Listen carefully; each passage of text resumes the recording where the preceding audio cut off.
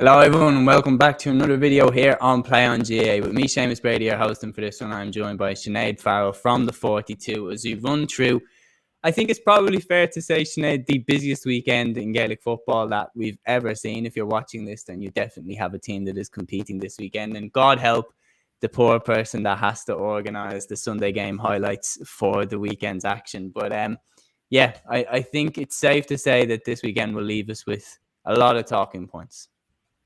Yeah, definitely. The Sam Maguire competition is obviously kind of heating up now. They're into round 2, and Táilteann Cup is getting to kind of decide our time now in the groups. Nearly every county is playing. I think all 32 counties actually are playing. So I know my County Longford are playing in the Táilteann Cup, and everybody has skin in the game someplace.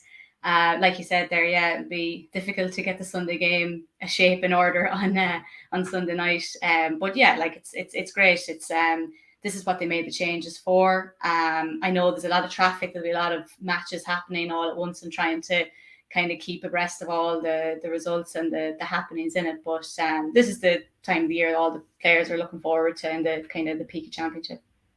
Yeah, I mean, what games that they're going to show will be interesting to see which ones. I mean, Mayo Loud got given a slot on RT of all the games that you could have shown. I think it's an interesting one that they chose that one, but obviously that's another debate.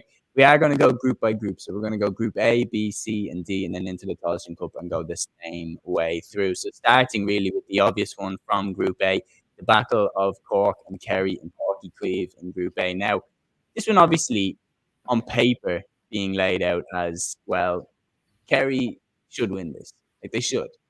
But it's in Páirc Uí Chaoimh, and the Cork hurlers have been knocked out. So the Cork fans, I think, will attend this game in droves. Last year when they played each other, Cork gave Kerry a right good 40 minutes before they ran out of steam. And then Kerry pulled away and left them for dead. This time, what are you expecting?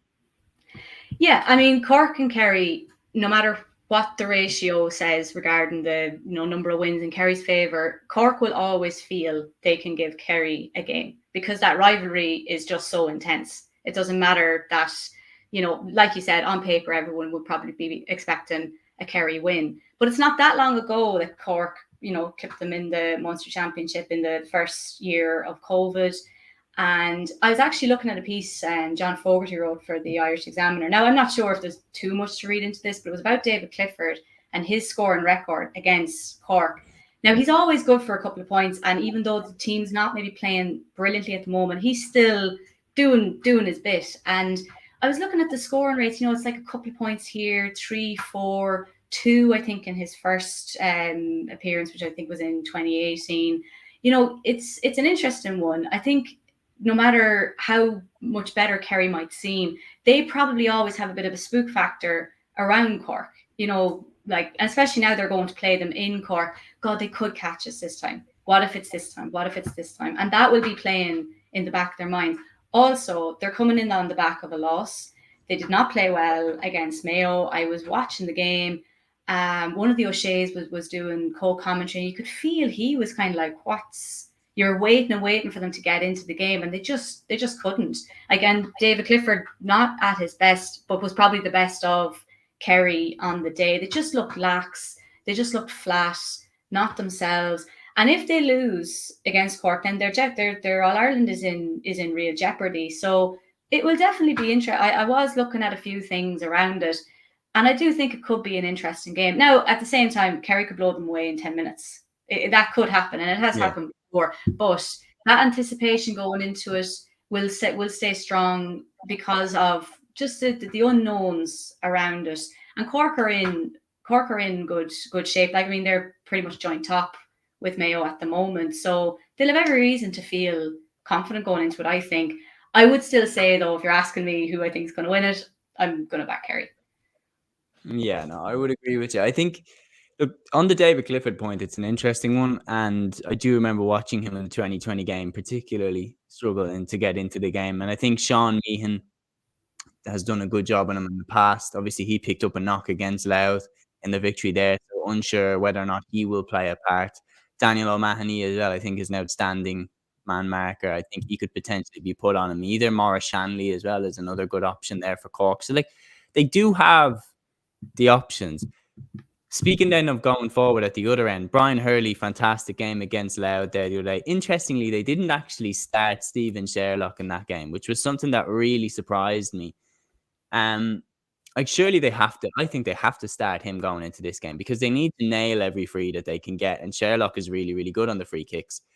I think a similar game plan needs to be implemented. Of Cork have to come with the highest level of intensity because Kerry are different now. Like that 2020 game, it's always cited. People say, well, Cork beat them in 20.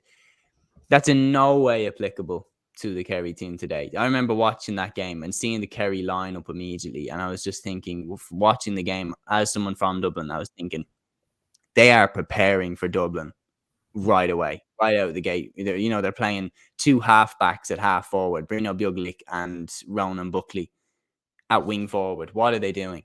They kept Cork in the game, and Cork eventually caught them.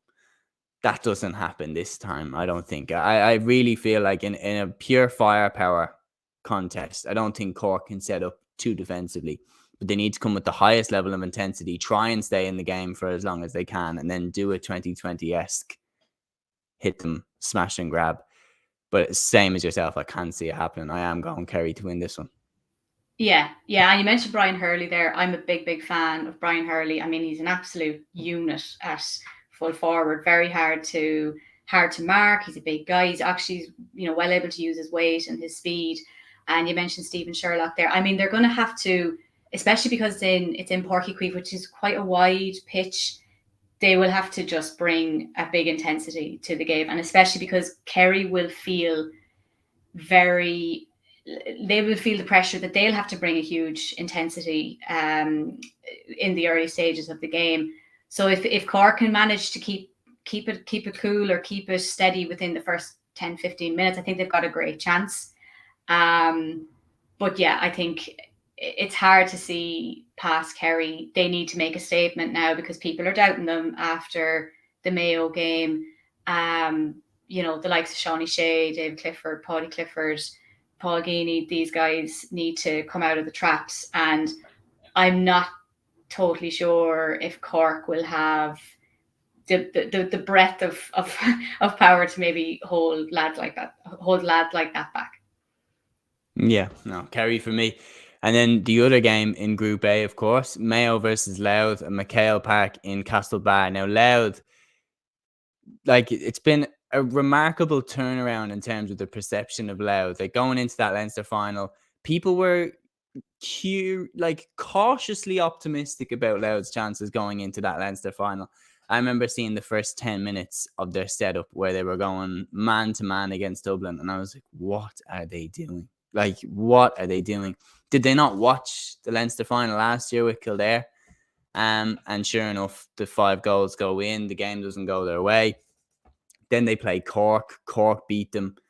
And going into this game away at McHale Park against the Mayo side that looked absolutely brilliant against Kerry, looked fantastic.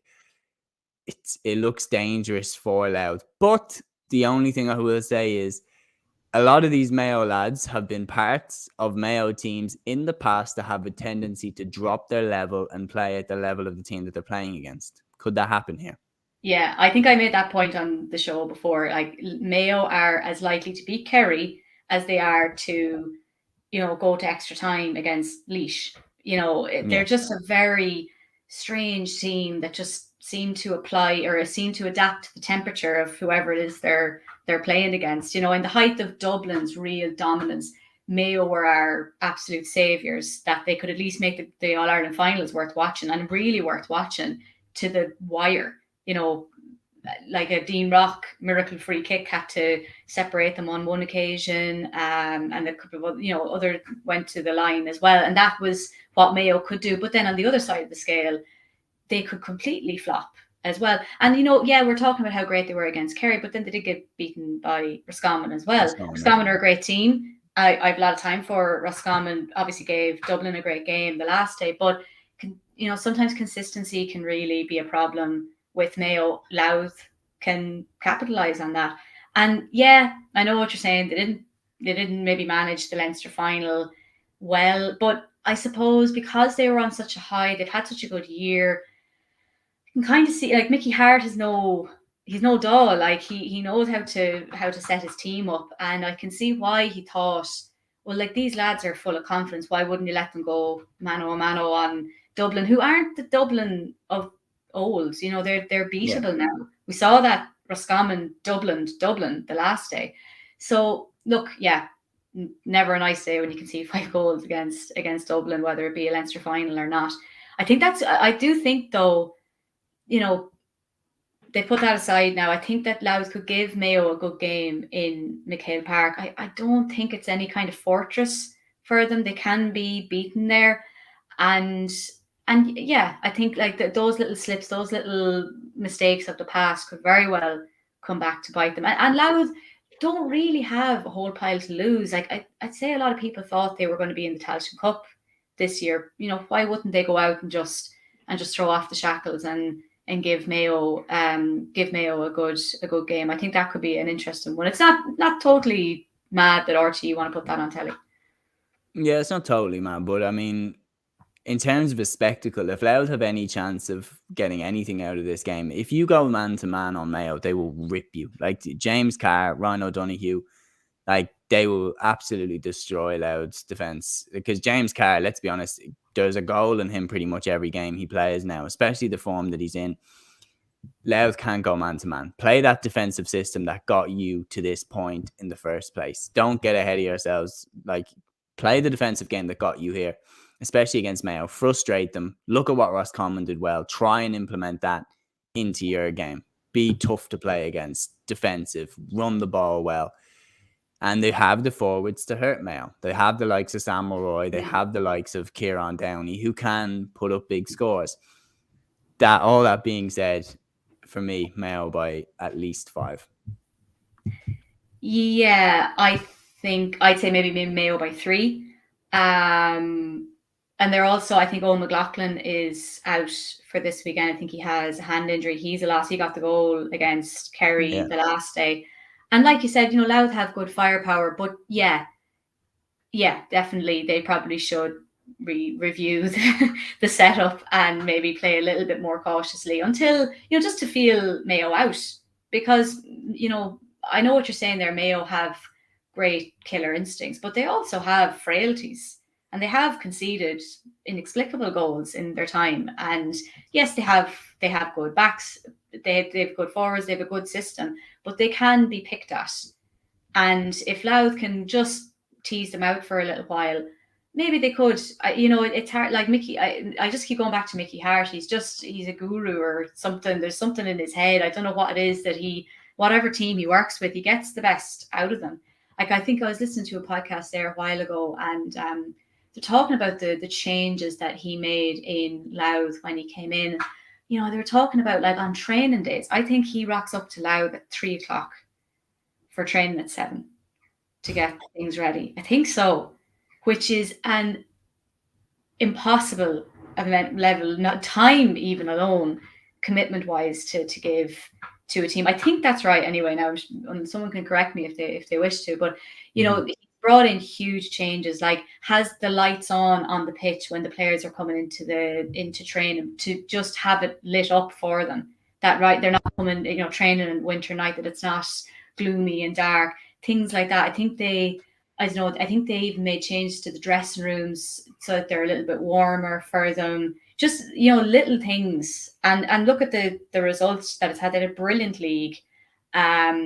Yes, okay. And they got to a Leinster final. How many people would have predicted that? You know, got through an extra time against Offaly. I think they probably would have given me the great game had they beaten Offaly and gotten into that position. And, you know, you wouldn't know. You just wouldn't know because you wouldn't know with Mayo. That's the main reason. Yeah. But yeah, I think I'll go with you for a Mayo win, but to be a little bit more conservative, I'll say by 3. Yeah. Well, I think that the first 2 we had were relatively straightforward in terms of an obvious favourite. This one, not as much. Group B, Tyrone versus Armagh in Healy Park. I mean, one of the great rivalries in the GAA, and already they've had a very important game this year. It was actually Tyrone who got the joy of relegating Armagh to Division 2 earlier on in the year. Now Armagh since then, off the back of, heartbreak in the Ulster final, losing on penalties, and then a very unimpressive victory over Westmeath, I think it's fair to say, only winning by a point, and a very lucky win as well by that regard. Tyrone losing to Galway away in a really weird game, to be honest. I watched that one. I didn't really know what to make of it. And Tyrone at stages this year have looked fantastic. Like in the first half against Monaghan, I was thinking, wow, this forward line with Derek Hannon and Darren McCurry, real problems here for Monaghan. And then they just let it slip. And the way that Monaghan got that last goal, which nobody's really talking about. Everyone's talking about, Monaghan and giving them praise. And don't get me wrong, but God, that chance came about easy. Like the last minute of the game, for them to they didn't do anything fancy. They literally just switched the ball side to side. And then O'Toole gets through for a goal chance in the last minute of the game. Like that didn't happen under Tyrone a few years ago. So both these sides, I think it's safe to say, are as inconsistent as I've ever seen them. Yeah. I mean, like it's the great war, I suppose. There's always, fire whenever Tyrone and Armagh play each other. I can't remember, was it 2 years ago in the league when there was like 6 red cards doled out between them? Yeah, and that rumbled on for a while. There's always something. It's always a very intriguing game. Ever since I was a kid watching Tyrone, Armagh, they bring out the best and the worst in each other because things can boil over and go overboard. Armagh, God, so unlucky with penalties. Same last year. It's not too many matches go to penalties. But they've had 2 in successive seasons where they lost and did poorly in the penalties. It wasn't like score and then won. They were quite. They've been struggling with them, which was a kind of a weird one. To be that close. So, but they obviously they were close to winning it in play. Like very close. They should have. They should have. It was there for them. I was listening to it. I didn't actually see it now. I was listening to that one on the radio. And then Tyrone, I saw the Galway Tyrone game. They weren't great that day. Played some of the match with 13 men because of the Niall Morgan black card and also Frank Burns getting sent off. Deservedly. I don't want to bash Frank Burns. It was just a bad challenge. He got sent off. There's nothing more. Stonewall red card. I don't think anyone could defend it. And Jack Glynn, I don't know what his status is now. I think his jaw was of concern to the backroom team anyway when Pádraig Joyce was talking afterwards. And it was interesting, sorry to deflect to Galway, but Pádraig Joyce wasn't quite happy after the game. They'd won it. It was scrappy. I think you have to expect a scrappy game against teams from Ulster, and Galway managed to see it out. Now, they weren't perfect either, but, if I was Galway, I'd be happy to come away from a game like that against Tyrone because they can be so dogged and they're so crafty, and they've learned that from Mickey Hart's era as well. And Brian Dewar is obviously a student of Mickey Hart's time in charge, so, bringing that to the fore as well. I would still, I don't know, it's a hard one to pick a winner there because their games tend to throw up one team tends to get it totally right and the other just seems to kind of struggle. And then, I don't know who I would back in that one because like you said, Armagh were lucky to beat Westmeath, a team on paper that they should be doing better than, especially if they've been in an provincial final. I don't know, maybe there was a bit of a hangover from that because they didn't finish it out and they've been chasing an Ulster title, I think, for 8 years. That might explain that one. Tyrone, then they need a win. They need to get themselves off the mark. I think I really like Rian O'Neill. He's probably one of my favourite footballers. I think he's so silky, so skillful, the points he can score. I mean, Armagh have a knack of producing lads who can score bombs from crazy distances. Like even Kieran McGeeney, I remember he'd be knocking them over from nearly inside his own half. And Ronan Clark was really good at it as well. And Rian O'Neill is another lad who can just swing them over from amazing distances. So if you get him moving, Soupy Campbell is another. I'm a really big fan of him as well. I think I'll just shade it to Armagh, even though I know Tyrone have their have their great players. Well, Darren McCurry is a great forward. Peter Hart, they have great players, but I would maybe just shade it to Armagh. Interesting pick. I'm going to go against you there. I'm going to go Tyrone. I just feel like over the last couple of years, what I've noticed with these games is it tends to be who's carried momentum into the game that wins, which makes this one so hard to predict. Like the Allianz League game, Tyrone were actually carrying a little bit of momentum into that one. They'd had some good results. More so than Armagh had. Tyrone got the win. Last year in the championship, Armagh had beaten Donegal. Armagh were carrying the momentum in the qualifiers. They took out Tyrone on the route. This time, what makes this so difficult is neither of them are carrying momentum into this game. So that's why it's harder to call who's going to win it. But I think from watching the Monaghan game, Tyrone have showed me more in their forward play than I think Armagh have. And look, the down game, Armagh put up 4 goals and that, but then also you only put 113 against Westmeath. So I am going to go with Tyrone just to shade this one. And to be honest, I wouldn't be surprised if a draw happened. Like, they are very, very evenly matched. I genuinely think this is one of flip a coin and see which one you get. Like, it's a different result every time. Yeah, and like that. They're neither of them are really on fire at the moment. Like, you can't really see an All-Ireland coming out of either of those teams. Tyrone obviously did win it recently, but then, they have a problem with All-Ireland hangovers and not being good the following year. And even in the first decade of the 2000s, when they won their 3, it was 2003, 2005, 2008. It wasn't in a row.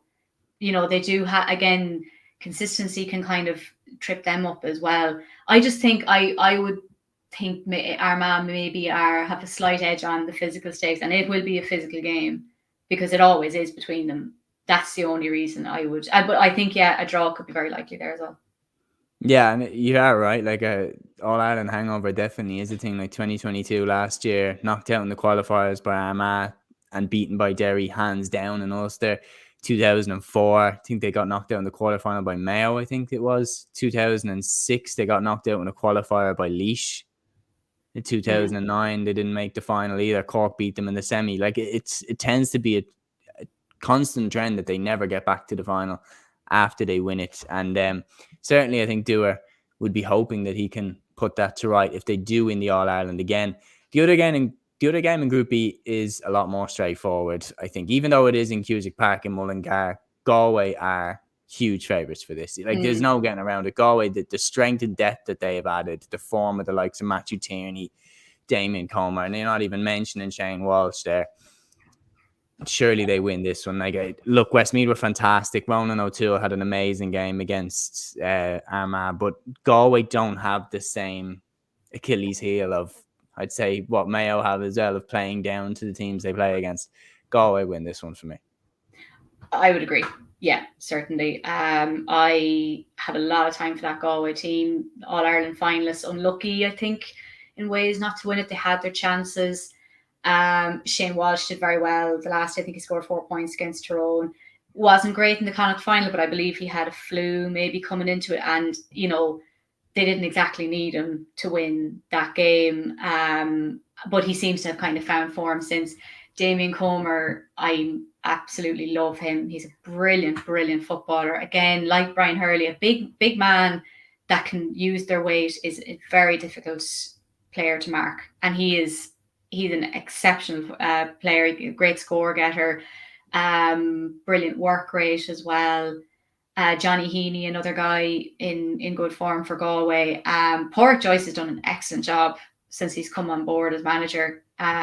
Really knows how to work the players, get a shape in order, especially when people maybe weren't as happy with the Kevin Walsh here. Now, I would have sympathised with Kevin Walsh. I thought the criticism was quite harsh, but Pádraig Joyce seems to be hitting all the nails. He has the public on side. The fans seem to really like him, and they're getting the results to back it up.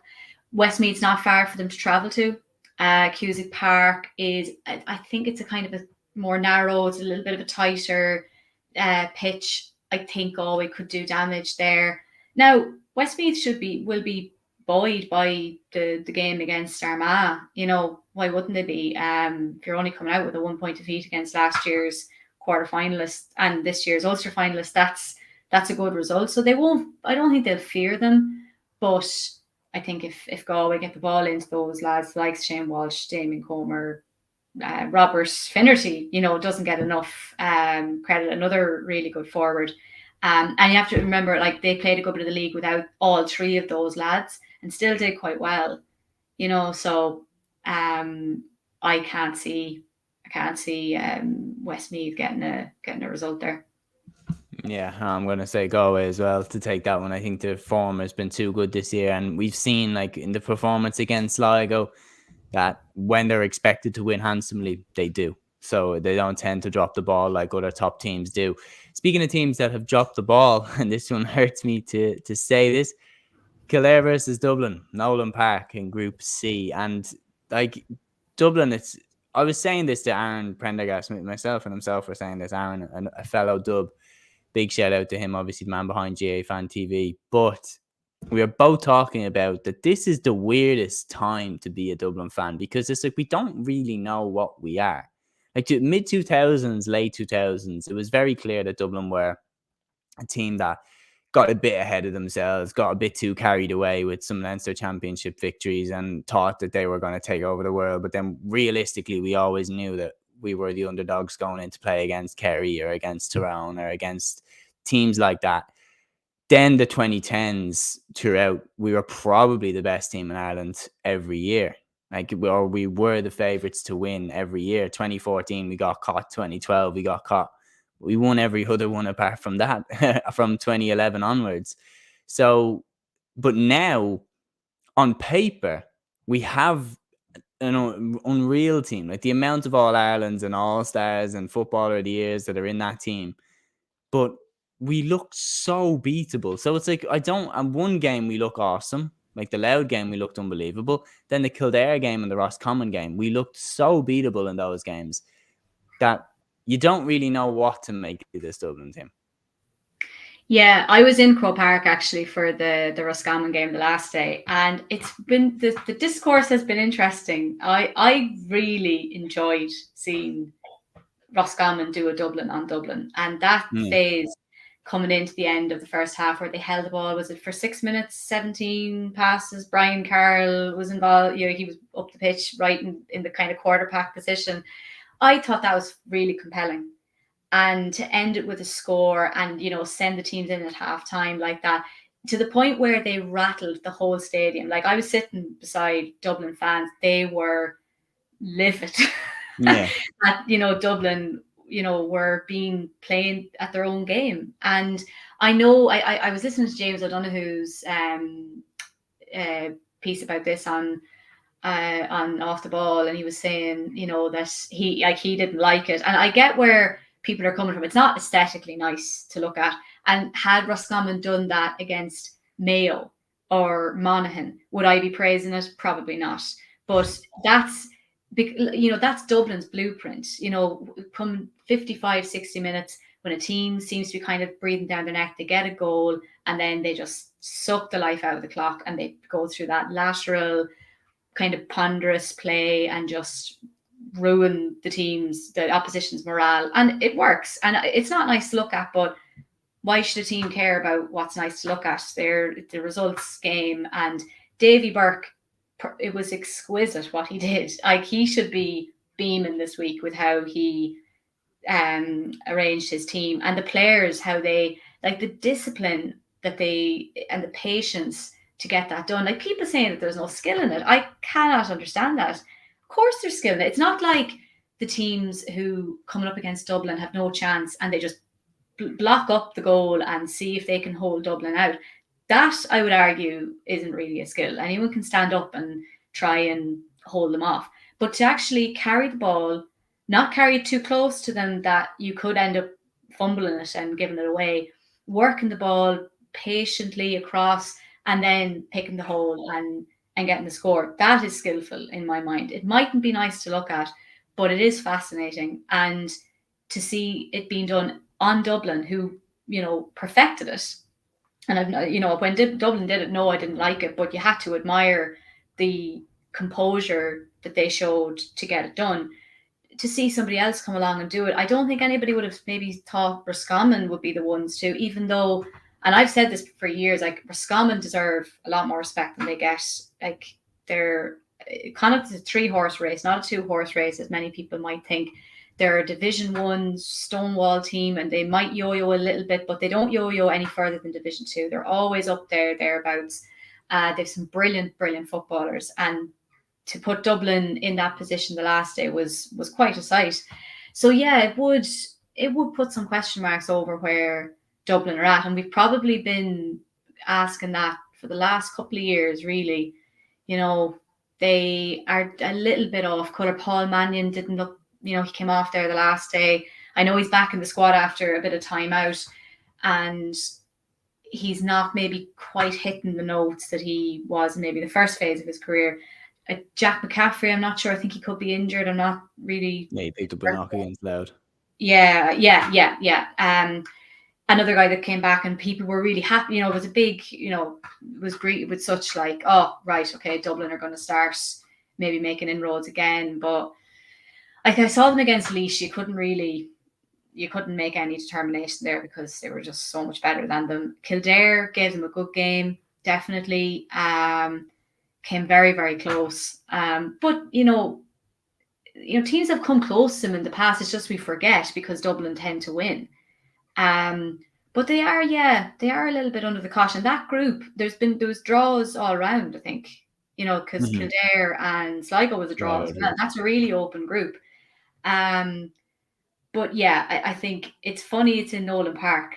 That's the Kilkenny's home pitch, because obviously Kildare's home is under reconstruction at the moment. So it does give Kildare a big opportunity because Croke Park, we know what Dublin tend to do there. And I was reading a piece that Declan Bogue wrote for us in the 42 today. It can be a little bit dead to play in Croke Park as well if it's not a full stadium. Atmosphere can get really affected by it. So Nolan Park's a bit more closed in. That gives Kildare, all they need is a puncher's chance. Dublin are a little bit rattled. They weren't great the last day. They were held quite well. Kildare gave them a good shout in Leinster. I think Dublin by 2 would be what I'll say, but I wouldn't put it past Kildare to get a result there. Yeah, I wouldn't be surprised if Kildare win. Like last time that Dublin and Kildare played each other outside of Croke Park, Kildare won. Like that was a Newbridge in the league last year, and it was a game where I wasn't surprised that Kildare won that day, to be honest. And they should have beaten Dublin in the league, in Division 2, and then they should have beaten us in Croke Park in the Leinster semi-final. So can they make the best out of it now? We'll see. And as for the Roscommon game and the points that you were making, yeah, like I was sitting there in the Cusack stand watching Dublin play Roscommon, and I just was watching the first half, and just my thoughts, like, I was just like, yeah, Roscommon are just playing better than us. Like they are just playing better than us right now, and we can't seem to lay a hand on them. And then for Murtagh to do that little shimmy inside, put it over the bar just before half time, it was a real, like, honestly, that this type of emotion at half time, it was a real, like, okay. This is a real, like, this is a kind of unusual situation. It's not something that we're used to. I will say as well, like, Roscommon were out on their feet. Like they should have beaten Dublin. They should have beaten Dublin. Yeah, like, but what I was going to say is, like, they had to empty the tank just to get that much. Now that's still a good day out, but Dublin, I think they will feel disappointed. Like I remember at one stage in the second half, Brian Fenton went to go jump for a kick out. It was his, and he ended up clashing into someone's back. So he didn't catch it, and he ended up breaking it to a Roscommon player. Like they did contribute a little bit to their own downfall. Not to take away from they did, yeah. But I think, Roscommon should have won. I remember Johnny Smith took a shot towards the end, and I mean, he actually couldn't move. He was cramped so badly. Like he kicked it wide and it was from just outside. He should have scored it. But that's like they were absolutely spent after it, and they still a draw was the absolute maximum. Every vitamin squeezed out of them. That's what they could get. Which is a good and a kind of an interesting thing, because it gives Dublin hope that, like, okay, if we settle things down and get a little bit tighter, make the passes stick a bit better, we don't let that happen again. For Roscommon, you take huge courage from it, but if they had to play them again next week, how would it go? I'd be interested to see that. And going in now against Kildare, this is probably the perfect time for Dublin to get back out and put that behind them and put those mistakes behind them. Brian Fenton again, and I love Brian Fenton, but he took a shot off his left towards the end. Oh yeah, that was terrible. Yeah, so weird to see him do that as well. It was like watching Gerard Hegarty hit a P-roller wide against. It was like, what is going on here? Like, never seen it. He's human, like that type. Where for years Fenton looked like he was like a prototype of a Gaelic footballer. Like if you were to design a midfielder, you would design Brian Fenton. Like he was perfect for the position and suits the number 8 jersey so well. Everything about him is just Dublin's number 8. But it was just like, that game against Roscommon, I don't think Roscommon played the best I've ever seen them play. I really think Roscommon made mistakes at crucial times. I thought the goal was not a great goal to concede. But then again, I was really impressed with how they held Dublin at that stage, because I've come to Croke Park and I've watched teams put in a good 40 minutes, a good 45 minutes and keep with Dublin. Then Dublin will get a goal and they'll just fold. They'll just, and next thing you know, out of nowhere, Dublin are 7-8 points up. And Roscommon held Dublin really well at that stage. And they stuck in the game. They slowed the clock down. On your point about the holding onto the ball, there was nobody that hated Dublin style in 2021 more than me and Luke. Like before the Mayo semi-final, we dominated Mayo for 50 minutes and we were only 4 points ahead. Like we were only 4 points up and we did this pass shot from a percentage zone that might go over the bar. There was I'd be more kind of in favor of introducing kind of like a shot clock equivalent in the GAA. Like once you get the ball, you have a certain amount of time before you have to have done something with it, or the ball has to have been turned over. Because I think they should trial it out, because that hanging onto the ball for ages, it does kill the game. And their teams are getting better and better and better at doing it. And Roscommon doing it to Dublin was interesting, because it was like, a taste of your own medicine. Like you've been doing this to teams for years. Now somebody's doing it to you. And not only are they doing it to you, they're doing it to you in Croke Park, in your home patch. Yeah. And I feel like it was a really interesting spectacle. On this game now in Nolan Park, the more I think about it, the more I'm like, I wouldn't be surprised if Kildare won, because there's nobody that would get Kildare more up for a game than Dublin, especially with all the fiasco that went on after the game, the pointing fingers and blaming everything probably down to, they know like the lunch ladies in the cafeteria and everything. Like it was just like, I thought that was ridiculously petty. I was like, more so, Glenn, like look at your own squad there. You have 3 outstanding players that you don't even start anymore. Jimmy Hyland doesn't start, and he was one of Kildare's brightest prospects that I've seen in years. Daniel Flynn would start for any team in the country, and he doesn't even start for Kildare. Kevin Feely is the only footballer that I've ever seen to dominate Brian Fenton in the game before, and he doesn't even start for Kildare now. See, if you had those 3 lads starting for you in that game against Dublin and had them playing to their best, I think they would have beaten Dublin, because when Daniel Flynn came on, he changed the game. So I'm more so like, you better start Kevin Feely and you better start Daniel Flynn and you better start Jimmy Hyland. If they're fit and ready to go, you better start them, because then you can't point fingers at anybody else and say this and that if Dublin go to Nolan Park and beat you. So I think he will have them riled up to the highest level that they could possibly be riled up to. Because my personal opinion is, I think if Davy Burke was in charge of Kildare and Dublin played like that in the Leinster semi-final, I think there's potentially an argument that Kildare would have won. So it's a difficult one. I am going to go with Dublin by a point or two. But I honestly, hand on heart, would not be surprised if Kildare beat them, because Glenn Ryan will have them ready to run through brick walls. Yeah, I think so. I'm a big Daniel Flynn fan as well. Glenn Ryan actually used to be the Longford manager. I'm from Longford myself, so I'm kind of familiar with his style of management. He's a bit of a gruff kind of exterior to him, and I think, I'd say a lot of the frustration that poured out after the semi-final was just like, oh, that was there for us and we didn't finish it out.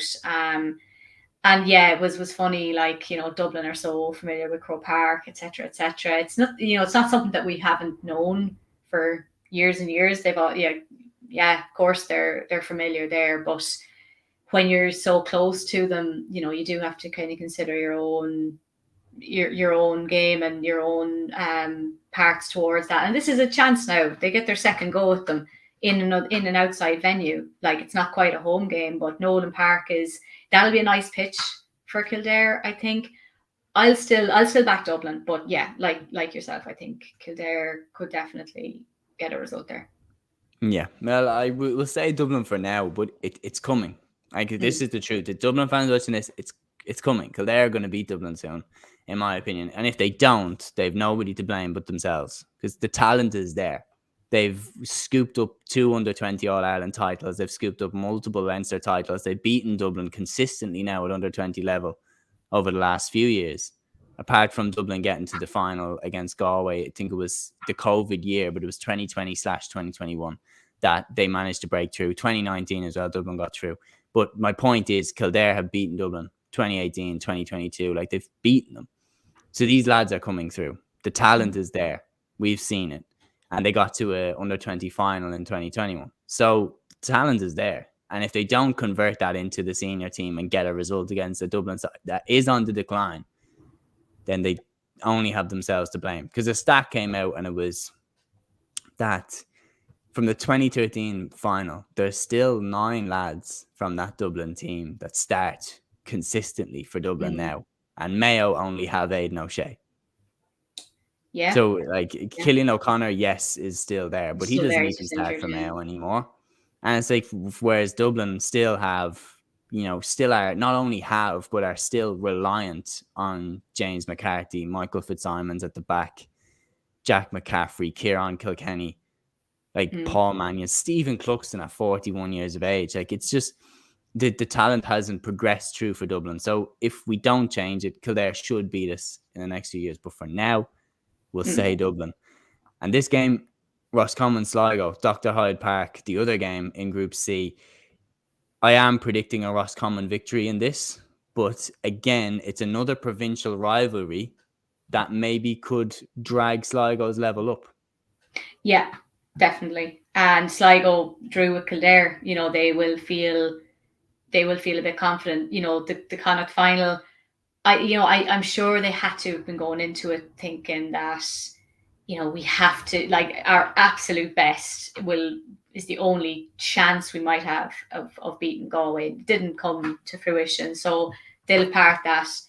And going into play against Roscommon, Hyde Park, that's a nice pitch. Again, like, the Connacht Championship is kind of strange. It's like the pitches all belong to all the teams or something. I always see it like that. It's a very closed kind of competition to me anyway. Like McHale Park, Pierce Stadium, Dr. Hyde, they nearly all belong to all the teams because they all play them, and the finals are in all of them. It's an interesting competition. They don't, you're right. They don't have their main one. Like, the Leinster final is always... It's always Croke Park. Croke Park. The Ulster final is usually in Clonus. Like, the Munster hurling final is always in Semple Stadium, whereas Connacht football, it gets bounced around from stadium to stadium. Yeah, it's a little bit more intimate or something. It's a kind of it's a weird kind of closeness in that competition.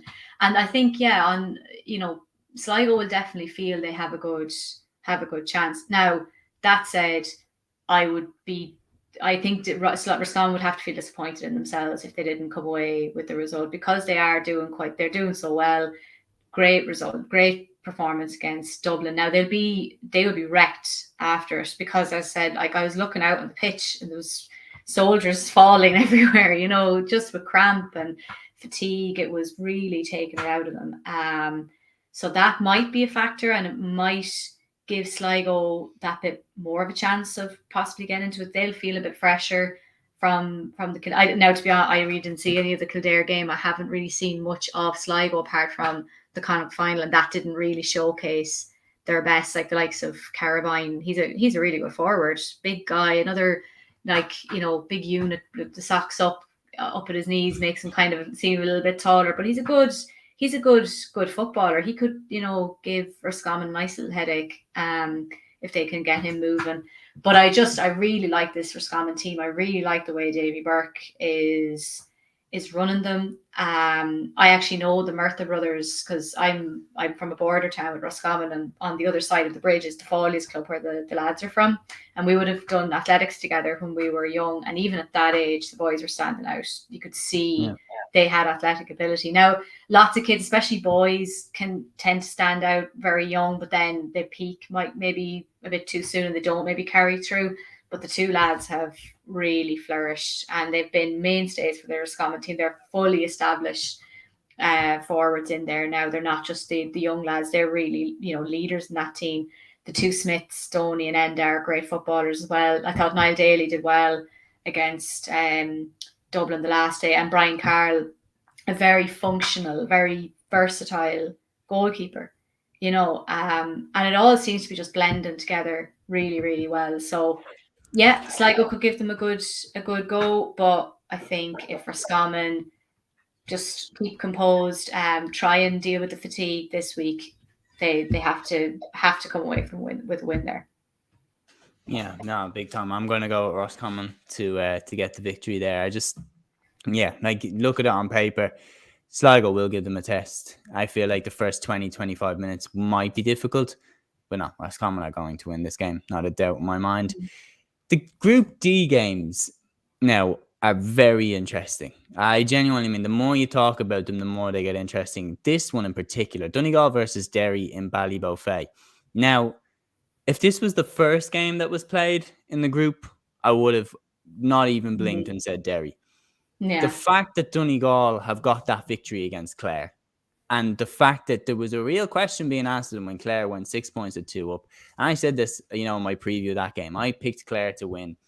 And while, look, I have the utmost respect for the Clare forwards and, the ability and the talent that they have, I was saying right now, I feel like Donegal could lose to anybody. The way that they were imploding from within. The performance that they gave against Roscommon as they were relegated from Division 1, 21 points to 9. They lost by like a pathetic performance when they're going down.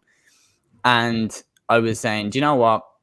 I think they're going to lose all of their games in this group and go out of the championship, and then they're going to try and find a new manager to rebuild. But to turn it around like that, when there were real questions being asked of them by a really talented Clare side, and to get that victory, and coming up against Derry, who, let's be honest, since the whole fiasco behind the scenes, their forward line has dried up. They hit 438 in the first 2 games of the Ulster Championship. Since then, they hit 110 against Armagh in 70 minutes and 14 points against Monaghan in 70 minutes. They've reverted back to what their attack was last year, i.e. move the ball up, let's try get it to Shane McGuigan as quick as possible and let him get it onto his left boot. It seems to be very predictable now, their attack.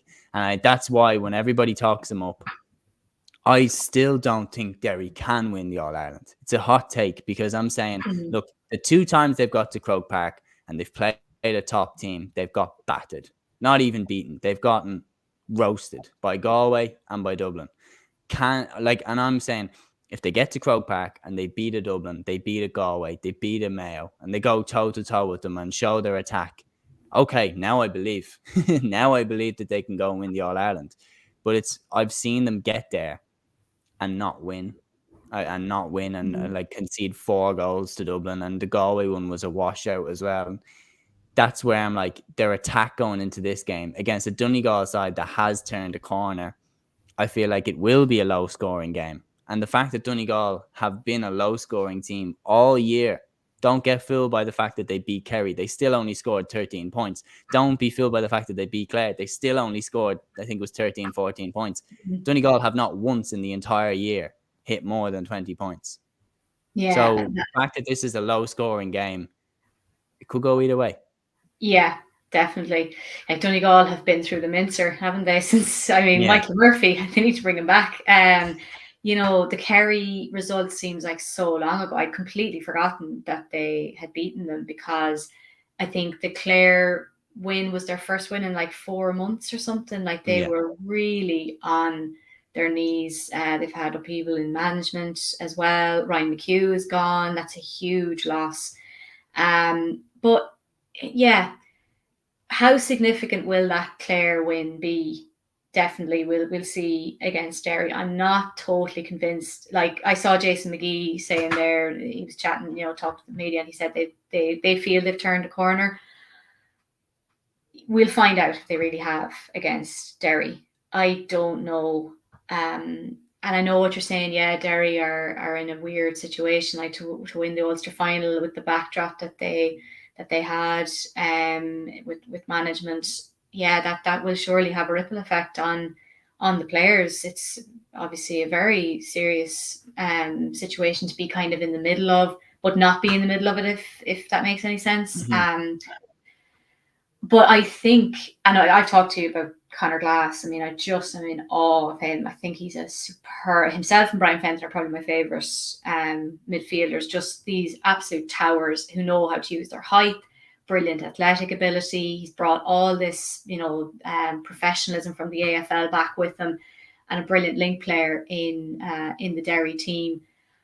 I think even with and like Monaghan, Donegal, Derry, like Ulster, kind of similar to Connacht.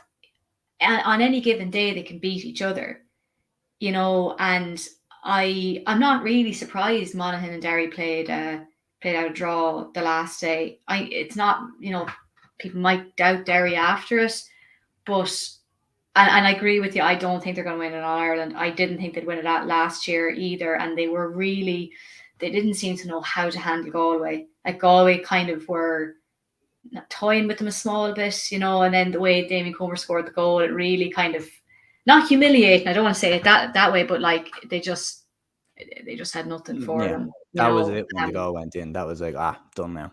Yeah. So no, I don't think they'll win an All Ireland, but I think they'll beat Donegal this weekend. I'm not fully convinced Donegal have recovered from everything, losing to Down in the Ulster Championship as well. They've had a lot of baggage this year. No, you could be right, because as I said, in Ulster, and it's not the Ulster Championship, but when Ulster teams meet each other, it's like two bulls coming together, and it really does depend. Like the game could ebb or flow for either one, and it's a strange. Physicality is obviously it's a hallmark of Ulster football. Tough physical exchanges, and maybe Donegal. Yeah, maybe this is the start of their turn in the corner, and they'll come out with a result against Derry, but I'm just not totally convinced yet. I think Derry should have enough for them this weekend. No, I completely agree with you. I think Derry take it, in my opinion. I think I think Donegal have turned a corner in terms of that now there's a bit of a morale boost to the camp. They haven't fallen that far, but you also haven't risen that far back to beat Derry. You're not there yet. And Derry, if it was a different team, perhaps. And a Clare beat Cork in Munster. I don't know why I'm disrespecting them, but I think I'd feel a little bit more confident for Donegal if it was like a Mayo, or if it was Galway. Not that they're in their group, but you know what I mean? If it was a big team, then I might, but just not fully convinced yet. Yeah, well, the reality is when Derry and Clare played each other in the quarterfinal last year, Derry dominated. So to beat Clare doesn't mean that you're going to beat Derry. But we're going to talk now about Clare. Speaking about them, their next game is away to Monaghan and Clonus. A Monaghan side who obviously did a lot better against Derry in that game, drawing 14 points each, having been completely dominated by them in the Ulster semi-final. Now they go into this game against Clare. It's at home. It's two sides that don't necessarily play a defensive style of football, which means I think this will be a really good game to watch. Two very, very talented forward lines. You've got on one side the likes of Keelan Sexton, Emmett McMahon, Owen Cleary. Then on the other side, you've got obviously McManus, Jack McCarron, Conor McCarthy. Stephen O'Hanlon is a personal favourite of mine, the way he plays. Like, he's very adventurous. But I probably will go for Monaghan to win in a shootout, but I think it will be a very entertaining game. Yeah, I would agree. I will back Monaghan there. I think the way they saved their bacon in the league, I think they've taken so much solace from that. Vinnie Corey has, to get them out of that hole was a brilliant feat of his time in management. And like the last day, they didn't start Jack McCarron or Conor McManus in that Derry game and didn't bring either of them on until very late in the game, because it was that kind of game they needed to play. It wasn't one where they could really unleash the two lads. I think this would be a game now where they can go full press, full attack. Like I think Jack McCarron, I really like him. He's a brilliant forward. Obviously, Conor McManus he's been earning his stripes now for a long time. But I think, I really like the way Jack McCarron plays football. I love the way he can control the ball.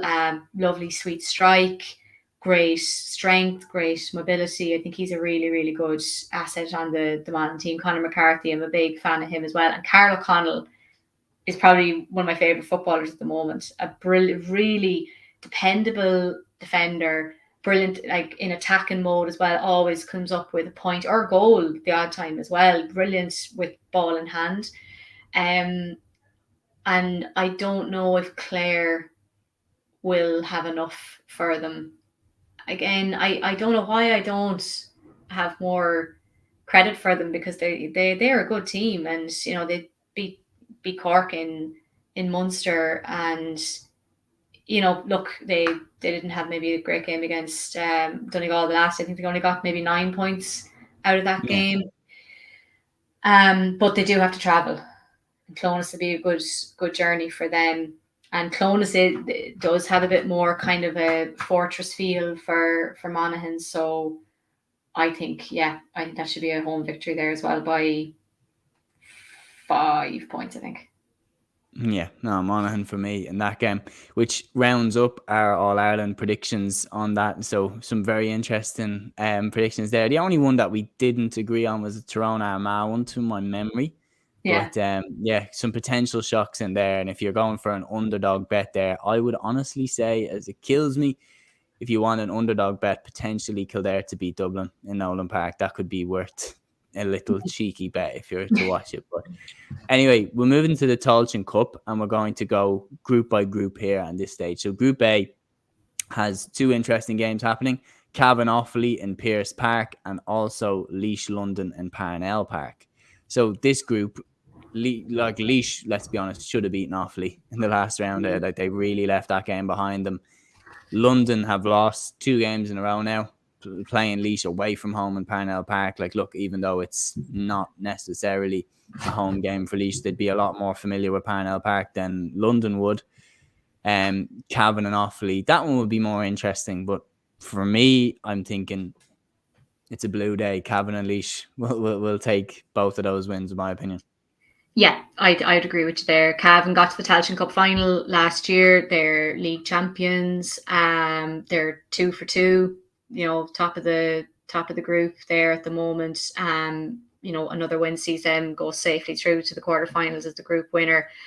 Now, Offaly, they did beat Meath, and obviously they've had their own kind of background situation as well with the loss of their manager Liam Kearns, and it's a weird thing in sport to deal with death and also try and carry on with the competition that you're in. But they responded really well. It has brought the team a bit more tightly together. Martin Murphy has come in as manager and seems to be, he was in part of the backroom team anyway with Liam Kearns. I actually did an interview with him before the Laois game, because they're neighbour counties in Leinster, and Portarlington is kind of like the boundary line, and depending on the River Barrow, which runs through it, what side of the bridge you're on is where you come from, and that would lead to quite a rivalry between the two counties. It's not. I don't think it's now. It's not the in Tyrone, Armagh, they straight up don't like each other, but I don't think it's as bad in Laois and Offaly. And Laois, they were 6 points up with time nearly up and conceded 1-3 late on. Like that's you can't expect to get too many wins when you fumble a lead like that. And that'll give Offaly huge courage going into the Cavan game, because I don't think many people will give them much of a chance. I'm afraid I'm going to have to add my name to that as well, because I think Cavan are just in good form. Mickey Graham, I'm a big fan of him. He's a great manager. Seems to gel really well with that team. He's gotten some serious results with them, won Ulster with them in 2020. And I would say, I would have to back them for a win there. Laois, London, again, yes, Laois should have won the last game, but I think they'd be really looking at themselves now if they didn't get a win against London. Cavan and Laois to me. Yeah, no, I agree with you 100%. I think if either side lose the games that they're coming up, some questions need to be asked, because in my opinion, Cavan are right up there as favourites. So they are my pick to win the Táilteann Cup. I said it at the start. I think they're really, really efficient. One team that has emerged as a serious contender, and it's remarkable how much a year can change things, is Down. And we're going to do this game by itself because it's a really, really hard one to call. Meath against Down and Parnell Park in Group B. And in my opinion, this is the game to look at from the Táilteann Cup over the weekend. This is a really, really hard one to call. It's a Meath side that, like, let's be honest, have had, if you'd love to just cut it at the Clare game, round 2 in the league, and say, and that's the rest, nothing else happened this year. They've been terrible in games so far this year. The Derry game was really hard to watch. The Louth game, they didn't turn up. The Kildare game, they didn't turn up. The Dublin game, they didn't turn up. And then obviously Colin O'Rourke, rightly so, says we are where we deserve to be. And, they've gotten 2 victories against Tipperary and against Waterford, who are playing each other. We'll preview that game in a second. But for long periods of the Waterford game, Waterford were right there with them. And whereas Down have put quite more of an impressive run together against Tipperary and Waterford. They've beaten them more cleanly, I would say. The Armagh game was a difficult one. Armagh hit them for goals. But I thought their performance against Donegal was fantastic, because I predicted Down to win that game.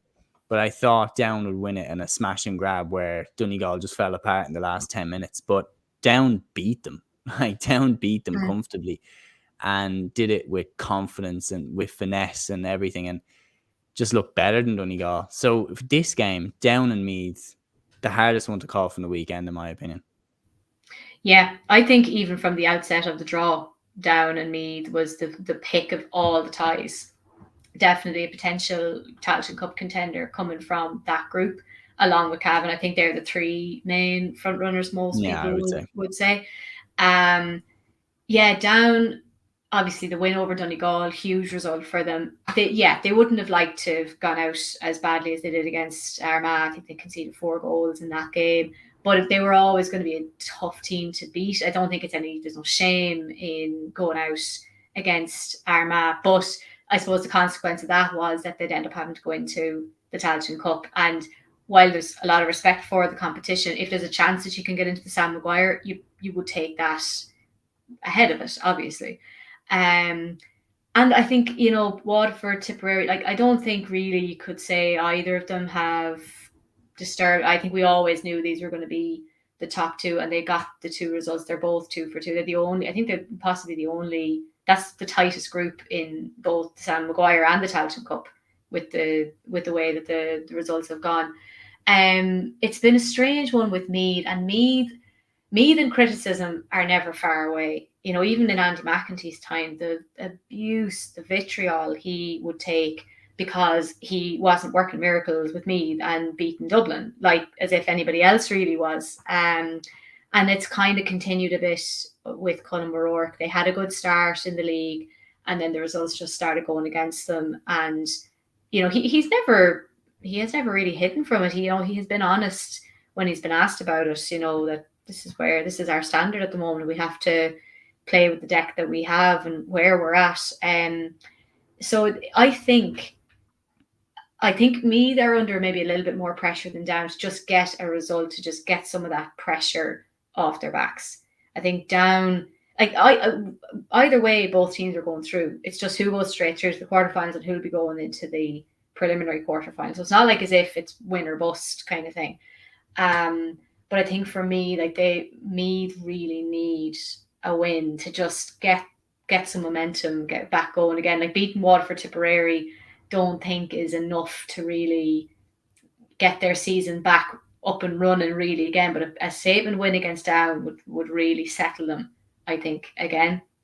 For Down, then they are in better form. I think Conor Laverty's he's a great manager. He's kind of last of a dying breed in managing the under-20s and the seniors. That used to be a really common thing in football. I'm not so much sure in hurling, but certainly in football it used to happen in a lot of counties. But then the demands just got too much and they have to split it. But he has taken on both and won an Ulster title with the under-20s before really kind of focusing in on the seniors. In terms of now brass tacks, who's going to win it? I'd say possibly Down, but I think that's going to be a really tight game. Like I have a lot of time for Cillian O'Sullivan. I really like him as a forward. He's an absolute power pack. He's so fast, brilliant with the ball, brilliant ball carrier, brilliant for chipping in with a few points. But I think overall Down might just shade it. I don't know why I'm picking them really, but it's definitely going to be tight. And if Down win, it's only going to be by a point or two. Yeah, I agree with you. I'm going Down, and the reason that I think they're going to win is actually because of the external things of the vibes that are around both of the teams. The vibe around Down right now is one on the up. It's a team that have turned the corner of, last year Down football was in the mud. You got Eugene Brannigan coming out saying he'd never play for Down, and you had all the players leaving the camp, and it seemed like they were in ruins.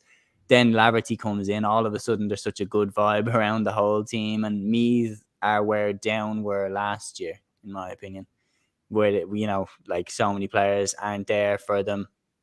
Then they're not getting the best out of what they had. And while they can say, "Oh, we did this differently," the reality is Tipperary and Waterford won't pose the same challenge that Down will. So I am going to go with Down to win this game narrowly. Like I agree with yourself, narrowly, but still a victory for Down. This one is also difficult to call it, but yeah, Down to win that one. But this one is difficult to call. Tipperary, Waterford, and Porky Queeve in Group B, and it's more difficult to call for the other way. Is that we don't know where these teams are in terms of how bad can it get for these teams. Tipperary have had the year from hell. I don't think they've won any game that they've played, have they? I'm not actually sure, but they've had a lot of injuries. Yeah, but me and Luke do this thing out at the start of every year where we look at each team and we say, look, if they had everybody, if everybody came home from abroad, if everybody wasn't injured, if everybody was playing that plays with their club, if you still play for your club, you count. If you still play in Australia, you count. So, for example, Oisin Mullen would be back with Mayo, etc. Who would start?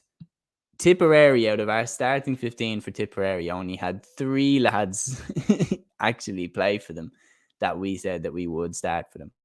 They didn't. So they've no, to run through it, no Michael Quinlivan, no Sean O'Connor injured, Connor Sweeney injured, Evan Comerford in goal, Stephen O'Brien, Robbie Kiley, Colin O'Riordan, all these lads that we would say would get right back into that tip side. None of them were available.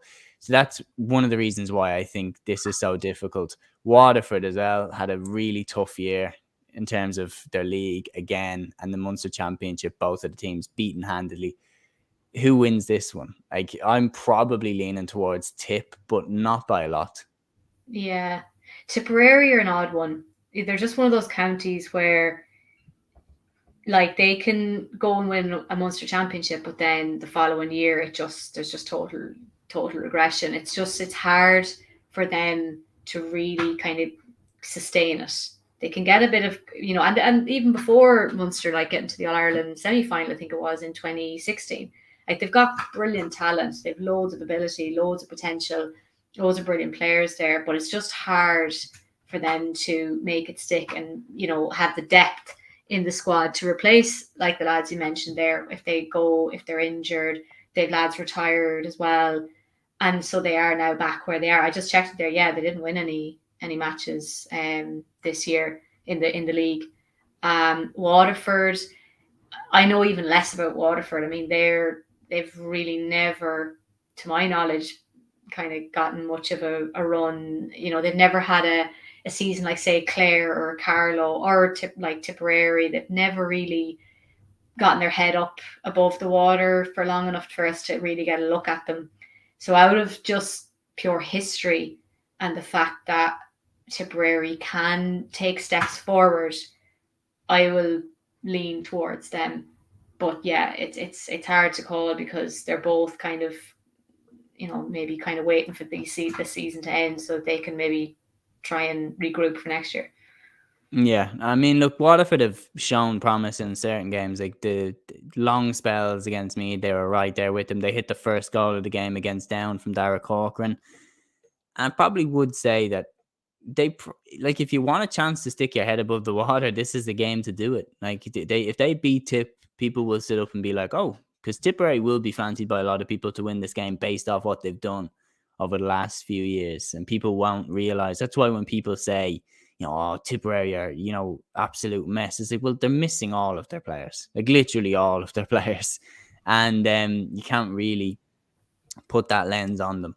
But I probably will go for Tip in this game.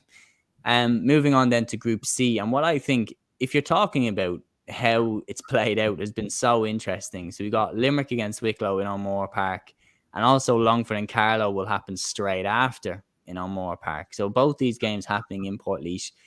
Limerick Wicklow will look at first, because obviously it is the first one to take place. Really difficult game to call this one, because Wicklow, since the Division 4 final, have really, really dropped the ball. Like Longford at one stage were 13 points ahead of Wicklow right at the beginning of the game. It was one of the worst starts to a game I've seen this year. And they were beaten by Carlow as well, from a position where they led by 5 points heading into the last 15 minutes. Yeah, it's a straight, that's an odd. And Limerick, I mean, they've had their problems as well with change in management, but they seem to have kind of, dealt with that. That was a very strange, for that to happen. Kind of, I think it was even before the end of the league as well when Ray Dempsey stepped away. Yeah. But they're top of that group now, and they're definitely are through effectively. Wicklow then, it's hard to know. Like again, they need a win this weekend to have any kind of chance of going through. But I don't even know if they, because then Longford Carlow. I don't know if they can. I think they're gone. I'm thinking about it now. Longford beat Carlow and Wicklow win, that it would go down then to scoring difference, wouldn't it? Or the head-to-head. They need to hammer Limerick. Yeah. I don't think that they're going to do that. So it's hard. So if they're in that position, they've nothing to play for. It's hard to know where they'd get a performance, against a team that is moving as well as Limerick is. I can't see anything. Limerick have to see themselves as picking up a win there and seeing themselves into the quarterfinals on a win and run. Yeah, no, Limerick for me in that game. I just think if Wicklow put in performances like that, I could see them picking themselves up and trying to get, some pride back in the jersey in this game. But I think Limerick probably will be a bit too strong for them, I would say, in this one, which then brings us to the second one, your own County Longford against Carlow in O'Moore Park, which will be played straight after that last game.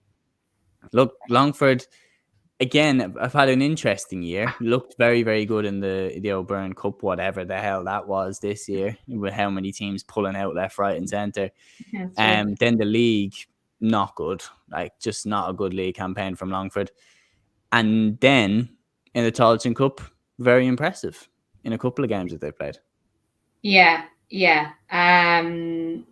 It's been a kind of a difficult year for Longford. Getting relegated from Division 3 is not where they, that's a division that they've been trying to get out of, and then to be dropping out of it is not the standard that they would be holding themselves up to. And like Paddy Christie, that was an appointment I was quite excited about because he's done so well with DCU. I've seen DCU playing under him and seem to be going very well. Seems to, know how to get the best out of teams.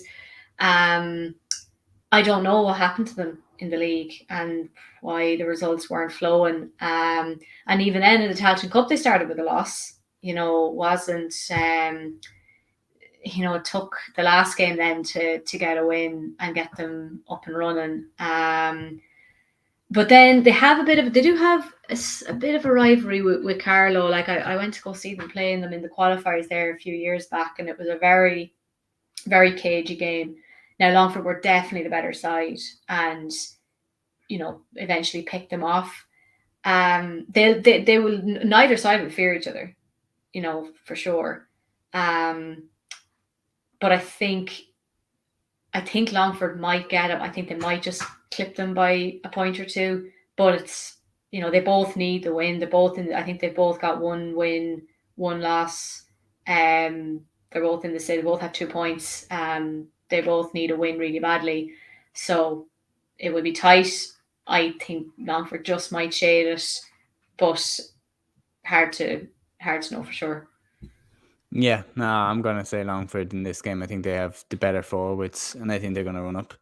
Bit of a scoreline here, and hopefully, because I do like Longford, and I think that if they get out of the group, they will play quite exciting attacking football against whoever they come up against. Bringing us then on nicely to Group D. And this one, again, a couple of games that are really, really hard to call. We have first Fermanagh Antrim from the Athletic Grounds and Wexford Leitrim from Parnell Park, starting with Fermanagh Antrim at the Athletic Grounds. Fermanagh, I thought, were the obvious ones. The minute this group got made, Fermanagh were the obvious team to look at and say, well, they should top the group. Weird game to start off against Wexford. I definitely didn't expect them to drop a point there.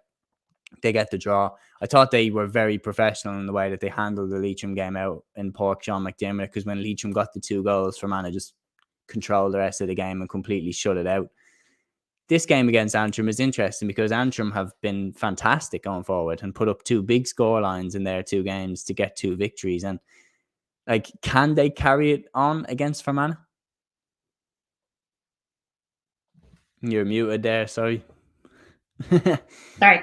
Fermanagh are another team not too unlike the Tipperaries, the Clares. They can come out sometimes and get on a bit of a run. I remember as a kid in 03, 04, around that time, the Mark Sherry 04 time. Yeah. Kind of coming out of nowhere maybe that time. And then even more recently with Sean Quigley, I think is his name. Getting to play Dublin and Croke Park and went in a bit of a run that time as well. So it's weird, it's hard to know. I would always fancy Fermanagh whenever, in situations like this, because they just have a history behind them. Then Antrim, look, they're, again, if you're leading the group, you're winning and you're on and up. So I think on that score, I'd have to maybe back them, but it's another that group is kind of is a strange one. But I think Antrim have to feel like they can finish it out now and get 3 wins from 3. Yeah, I feel look, so you were going for Antrim to win that one? Yeah.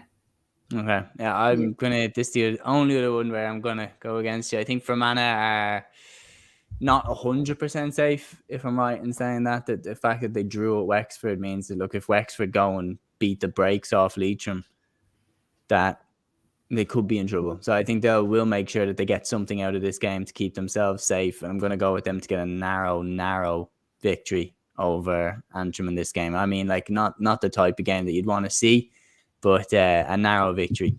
And then the other one, Wexford Leitrim, our last game of this run through.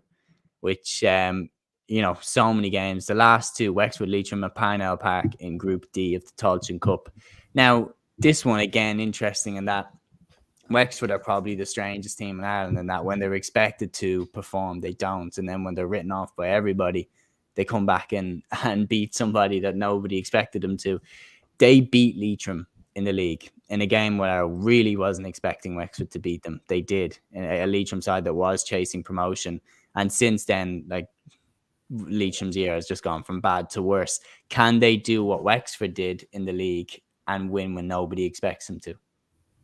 Yeah, Wexford are another county I'd have a good bit of experience seeing, because Longford, again, had a kind of a weird rivalry with them when I was growing up. So I would have seen a lot of them in the Leinster Championship, and good football county. I know they're kind of maybe more known for hurling, but like Leitrim are our neighbours, so we know a good bit about them. And it's difficult with Leitrim. They just can never really. They've had the odd little spurt here and there winning the FBD league, getting promotion. But I would think Wexford should. They have a draw going into this game. Leitrim haven't won. They're 0 from 2. And if Wexford, if they have an outside chance of pipping Fermanagh, then that's the same motivation they have. They absolutely have to steal a win there. I would back Wexford, I think, just to finish that one. Yeah, no, I agree with you. I'm going to go for Wexford to win that one. And quite a difficult question to ask you then now. Who do you think would be a potential player of the weekend, or a result of the weekend as well? So a player of the weekend and a result of the weekend. Are we doing separate Sam Maguire Táilteann Cup ones, or overall, or? Yeah. All right, separate. We'll go separate. The separate ones. Oh, that could be a potential player of the weekend. I think if Conor McManus starts against Clare, he could possibly be in with a run, because he didn't get much of a run the last day, so he could be out to spit blood. Then, like Cork, Kerry, if Kerry get moving, if they have a good game there, you could be looking at Shawnee Shea or David Clifford standing out there. Galway, Westmeath, you could get Shane Walsh or Damien Comer doing damage. I'll go with Shane Walsh. So yeah, not a bad guess. And there's a lot of games. Like, I mean, yeah, there's a lot of games. That could be a dance squib. Like, I don't know. For my player of the weekend, I will go for the All Ireland. I'll go with Darren McCurry to lead Tyrone to a victory over Armagh. I predicted, like, Rian O'Neill definitely could be a shout in that one either, or Jarlath Oak Burns if Armagh do get the victory there. And from the Táilteann Cup, I'm going to go with Liam Kerr from Down. I think he was very impressive against Donegal, and if Down beat me, I think he will have a key role in achieving that. But yeah, that is the full Play on GAA recap of it's the full Play on GAA preview of all of the weekend's upcoming action, guys. It's been an hour and a half. Thank you so much, Sinead, for coming on today, and thank you so much to listeners for giving us your time today. Until the next one, take care.